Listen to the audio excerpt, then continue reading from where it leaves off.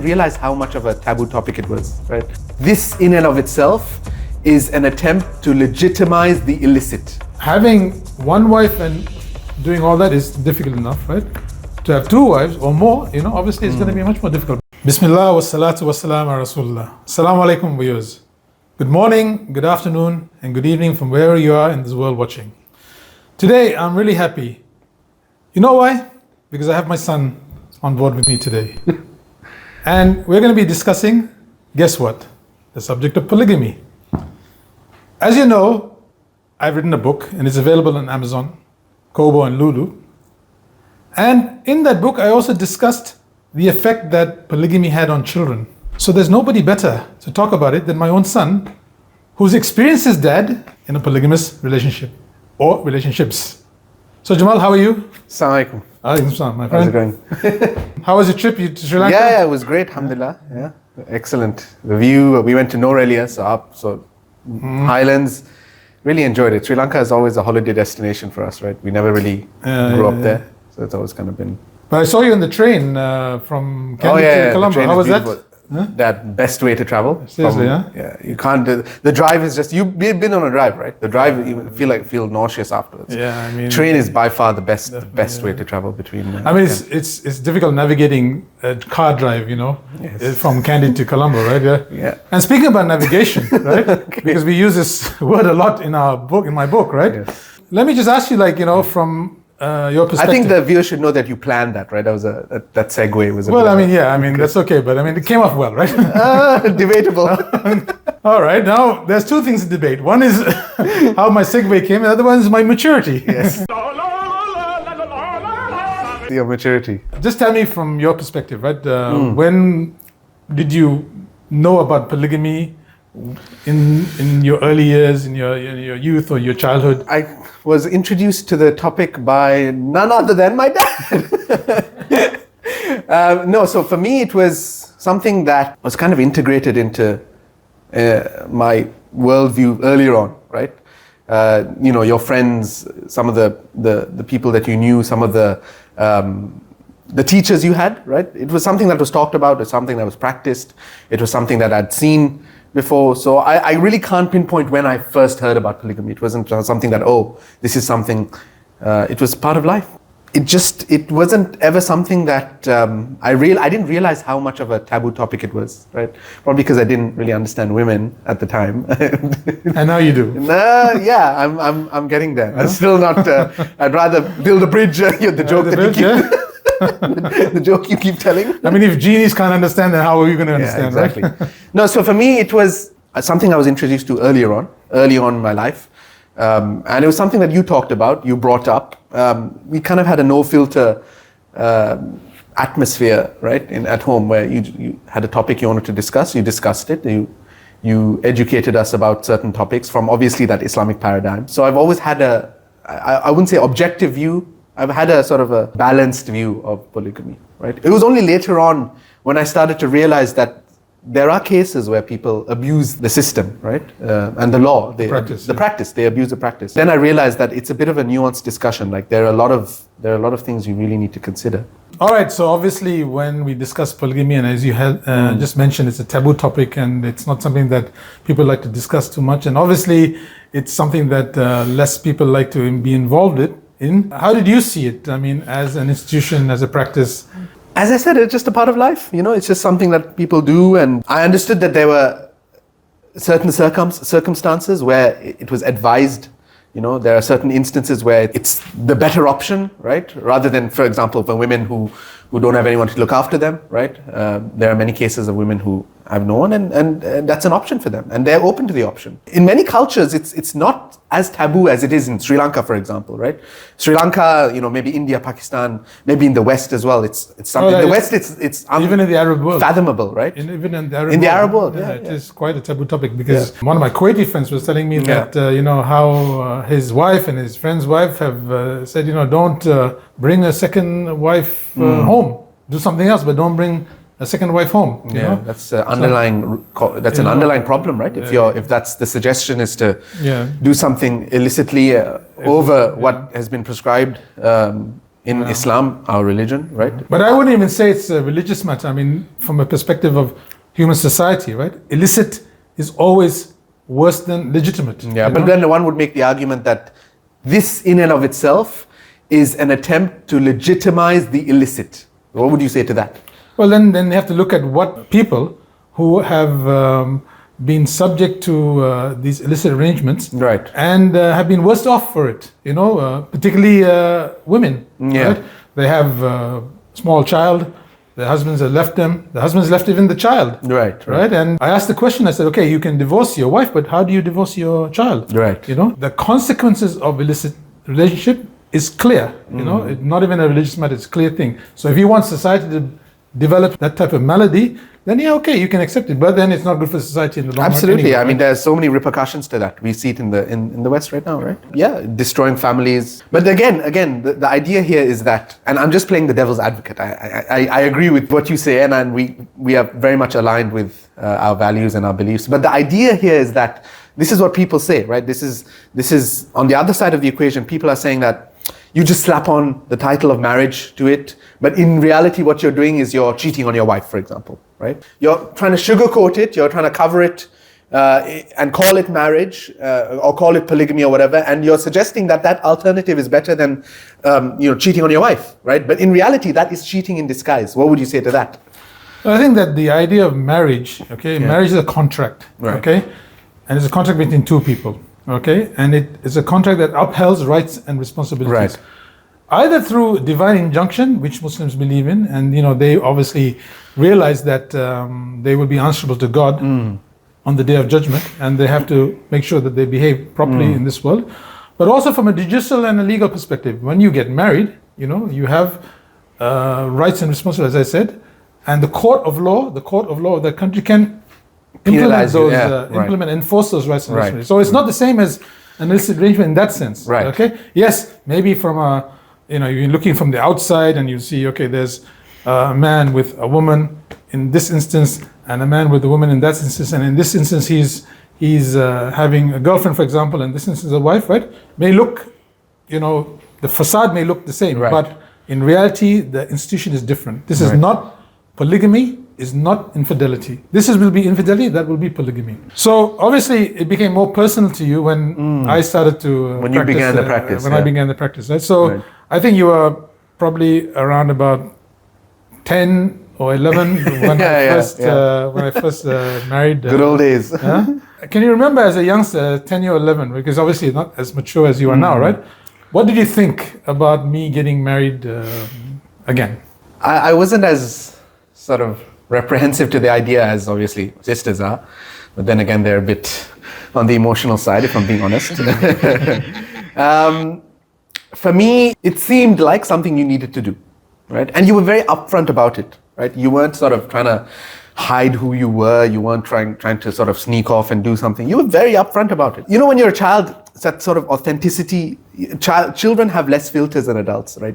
There's less of a facade. What you see is what you get with children. So for me, right, what I saw was a man who was upfront about the reality of his situation and what he wanted. And I didn't think anything of it. There was nothing malicious. There was nothing sort of underhanded, cunning in your approach. It was authentic. So I thought, okay, this is who he is. This is the type of person he is. Now, I'm not saying everyone is like that. But you're only 10 years old then. Yeah, I was a deep thinker. Paternal genes. Debatable. 3 debates. It was something that you were quite upfront about. It seemed authentic. So I didn't really have an inherent problem with it. Obviously, I knew that there were certain ramifications on mum, right? She built sort of a foundation, and yeah, she was stoic. She had a resolve. She was discussing it with you. She was very upfront about it.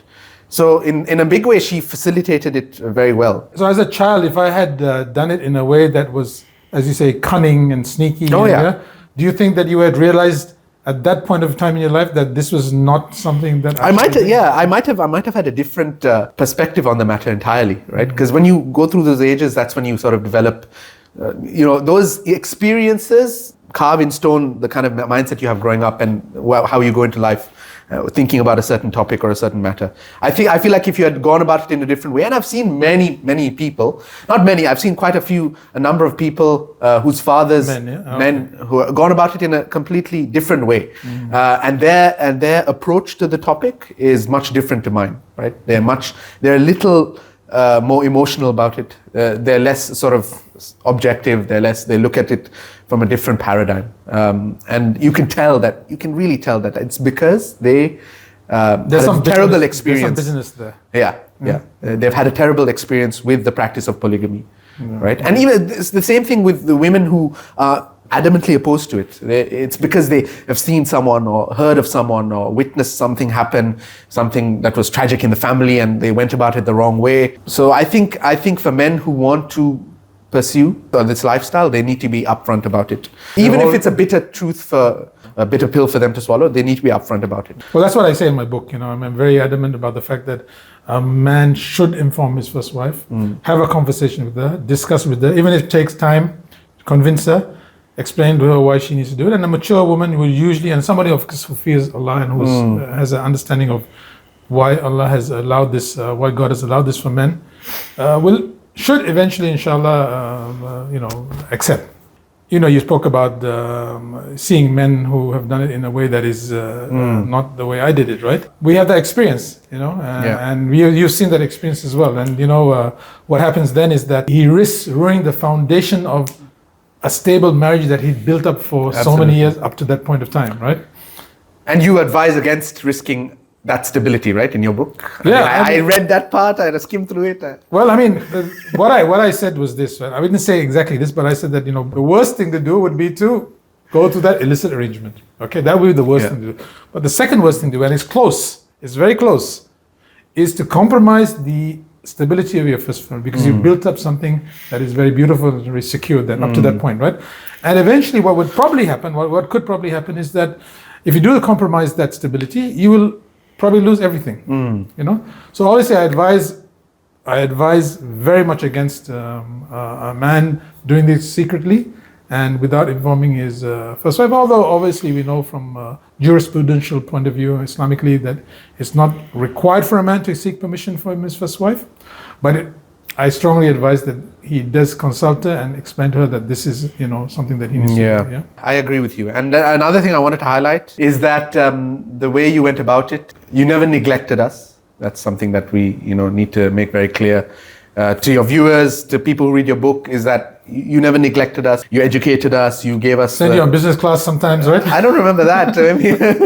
Alhamdulillah, yeah, we had a very comfortable life growing up. We went to the best restaurants. We went to hotels. We went on trips. So you never neglected us. I don't think I ever felt like he's putting too much effort into this and not enough effort into us as a family. So I think that is one of the most important things that a man can do. Yeah. Well, I think, alhamdulillah, I had a relatively good job and a very good salary, right? Yeah.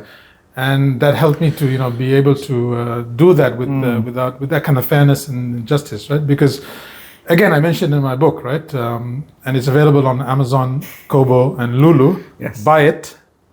That financial stability for a man is paramount if he wants to lead this lifestyle, because everybody needs money, and when you have two families, you're gonna have to look after two households, which comes with all the fanfare with that.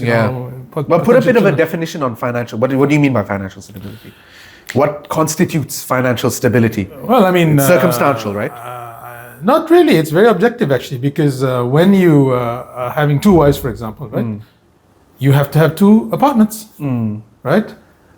Possibly, you'll have to have two cars. If you have children with both wives, you have to educate them equally, So having one wife and doing all that is difficult enough, right? To have two wives or more, obviously it's going to be much more difficult. But then, it depends on his financial worth, his financial health. Men have the ability, people who have such financial health have the ability to do that. The question is not so much the financial ones, if they have it, right? The question is the time, allocating the time, going to each household according to the economic regulations and rules and regulations, equal time and things. That is something that is also difficult to do. And you have to navigate, remember that word, That as well as the finances. By the way, if you have 2 wives also, you need to be equal with them in terms of gifts. If I'm taking one wife, on a holiday to the Maldives Islands and taking another wife to, the rain-infested jungles of Malaysia, maybe that's not equal, right? So it has to be you've got to be equal. So equitable rather. Equitable, right. That's an important component in the success of this relationship. And it's also an important component when the stakeholders seeing, because the stakeholders, as you say, you observed me and you did not have any resentment towards me because of what I did, because of the way I conduct myself. But then, we see a lot of people who don't conduct themselves that way. It becomes a bit of a bitter practice when you see a man go into that lifestyle and they neglect, mistreat their first family or their first wife rather, because kids are kids, right? But a wife, when you see a man mistreat his wife because he's gone about that practice, then it becomes something bitter. You think you can't strike that balance. Now, Jamal, let's go on to the subject of your mom. Yes. Okay? How did you deal with your mom? How did your mom deal with you and your sisters maybe during this period? Were there difficult times? Were there times where she struggled? Maybe she didn't tell me, right? And how did you deal with it as a young boy and also today as a young man? Yeah, I think there were a few times, obviously nothing is perfect. There were a few times where, that kind of lifestyle, you could see it creeping into our home, right? In terms of it affecting you, affecting your mood, naturally, right? It's almost unavoidable. That's almost unavoidable, right? But you have to try and avoid it to the best of your ability. I think though during those times, that's when, she needed a bit of emotional support and you could feel that she didn't like, your lifestyle outside of our family sort of creeping into the house. But it was very minimal, to be honest. It could have been much, much worse. Alhamdulillah. I know you go to her for advice as well, and that's not a normal thing for men to do, to get advice from their first wife on how to deal with the other wives. I remember a teacher of mine, a quick story, tangent. A teacher of mine he came to school one day, to class, and he was like, guys, I want to get a second wife. And we're just random, it's physics class, I want to get a second wife. And we're like, yeah, sir, but what about your first wife? She said, no, she's helping me find one. She's like, please make dua to Allah for me to get a second wife. so it's just that dynamic. This is a Nigerian teacher? Yes, Mr. Hafiz. Mr. Hafiz is, I love Mr. Hafiz. He's an amazing teacher. That dynamic is very interesting. It's unfathomable for some women. What? This is very weird. How can you go to your first wife and speak to her, get advice about your second wife, or vice versa, right? It's just a very weird dynamic for some people. For me, it was interesting to witness, right? There was nothing catastrophic about that whole arrangement. And the families got along, right? Families got along, yeah. It was just you, I would say, and I don't know if I would call it baggage or what you brought home. That was a bit of an obstacle. But yeah, alhamdulillah. Yeah, in a situation where you're, obviously you have a relationship with 2 women and you're navigating through their emotions, right? Yeah. And especially when you have different personalities to deal with, then sometimes it can be a challenge. And I did mention in one of my earlier podcasts that probably in the early days I was struggling mentally to sort of deal with the ability to manage the emotions of, more than one person. Yeah. And there are new people in your life and you're dealing with new circumstances, new idiosyncrasies. Everyone has their own cultural baggage that they bring.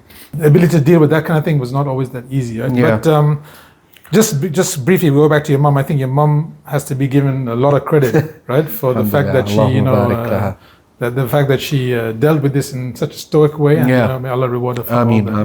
Absolutely.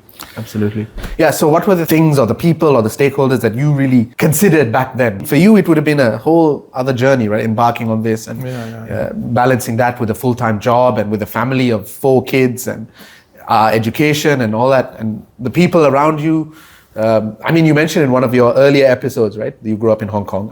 Everyone probably knows that by now. So you weren't really exposed to the traditionalism that growing up in Sri Lanka comes with. Because my trip to Sri Lanka, I witnessed it. It's a different scene over there. Mm-hmm. When you're there in Sri Lanka, the social expectations, the social norms, the things you had to abide by socially right? In Sri Lanka. In Sri Lanka, it's just it's a different ball game. Like it's just very difficult for. You're compelled to do things that you would not normally do. Absolutely, like and there's formalities, and they have something, I don't know, it's a Tamil word called kora, right? So kora, everything is kora. If you don't do this, it's kora. You know, it's like bad blood. Or, I don't know. I found it difficult to understand. I had to have someone explain the whole thing to me. So yeah, for you never had that. You never grew up in that, right? So it's never really bothered you. But Mama, on the other hand, she grew up in that, and she was worried about what people would say. She was worried about what her relatives would say. She was worried about the confrontations she would have to her relatives. What about for you? What was it really? Well, yeah, I mean, I covered a lot of it in an earlier podcast when I was doing a drive-through with Shaf about my early days in Hong Kong and the type of liberal lifestyle that I was exposed to, and I quite frankly enjoyed and gravitated towards, right? When the idea of marrying another wife came to my mind, it was initially something that Mom didn't want me to do, and she didn't want me to share with you. So you put it in the back. I remember you saying you put it in the back. Yeah, I kind of like I parked the idea. Being the mature man that I was, that you are. Yes. I decided to park the idea in the back of my head and said, okay, look, it's not worth upsetting Mom for that. But anyway, later on the line, she became a little bit more okay with the idea, and I obviously embarked on that journey, right? Jackpot. Jackpot for you. Jackpot, definitely jackpot, yeah. A lot of people were saying things to me like, the people I did confide, think about your children, think about your in-laws, think about your parents, think about your... Yeah. And I told them, I said, look, I'm doing this primarily for me, right? It's for me to be happy. Right. I want to be happy. And I was going to do it within the framework of, obviously, religious teachings, right? And no one can grumble about that, right? Yeah. The only person that I was going to allow to have an influence on my decision was going to be your mom, right? But she had already come to me and said, look, she's okay with it. She's okay with it. So when I embarked on the journey, that was the only thing that mattered to me. Now, for me to be worried too much about what you guys would think or what my in-laws would think, or it would just stifle my progress for that happiness that I was looking for in this particular arrangement, right? And I decided for myself, no, the most important thing is what I want, subject to Mom being okay with it. Right? And so, that happened, and I don't think we were mature enough at the time to really. For us, to be taken too seriously, our sort of outlook on the world and how things are, and the religion, the deen. We weren't in a position to dictate, I think, to... You're still not in that position. Don't come to me. Who gave you the idea for the book, by the way? So, while I was doing it for my happiness, obviously, right, I have to say, and I have to, say very, right from the heart, right, that you and your sisters, they really made it a lot easier for me. Alhamdulillah. With your attitude and with your support and all that, and that has a lot that helped a lot. A father trying to do this, and obviously you didn't give me a stick or anything like that, and that was something that I really appreciate from all of you guys, you and your sisters, even to this day, right? So, is that a quick question? Is that appreciation worth an Omega Seamaster? Actually, my favorite watch. It's about. It's a watch, is it? Yeah. Okay. He said okay. Yes, we're getting that watch. Cut that out, everybody. He said okay. I didn't say that. He said okay. My money goes to my children. Hey, it's a good thing that you came here and then we had a good conversation. I'm happy. And hopefully hopefully we can have more discussions of this nature, and Jazakallah khair for having me on. If you like this video, make sure to subscribe to our channel and follow us on Facebook and Instagram.